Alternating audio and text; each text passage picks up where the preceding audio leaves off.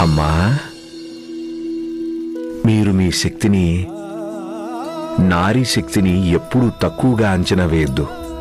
స్త్రీకి జన్మనిచ్చే శక్తి ఉంటుంది, సహకరించే శక్తి కూడా ఉంటుంది.